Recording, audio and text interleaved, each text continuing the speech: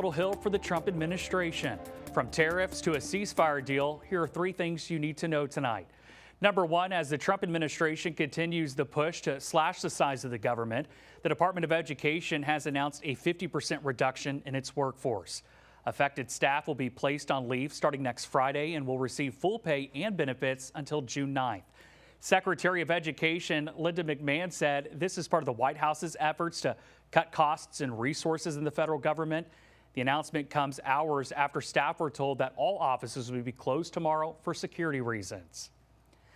Number two, in another reversal, President Trump has pulled back on his threat to double steel and aluminum tariffs for Canada after the province of Ontario backed down from a 25% subcharge on electricity sold to the U.S. President Trump says his threats of tariffs are productive despite the stock market's reaction with steep losses, with the Dow falling more than 2.5% since Thursday.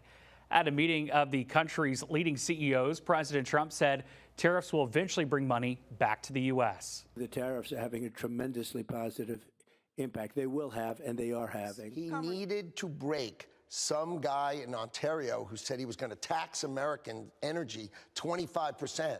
The President of the United States in the White House says, oh, no, you won't.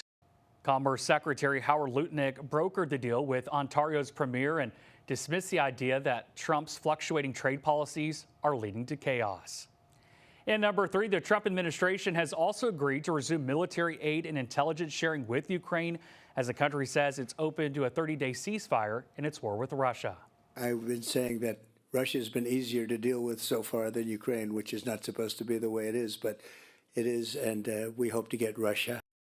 Secretary of State Marco Rubio led talks with Ukrainian officials in Saudi Arabia and will next present the limited ceasefire proposal to Russia.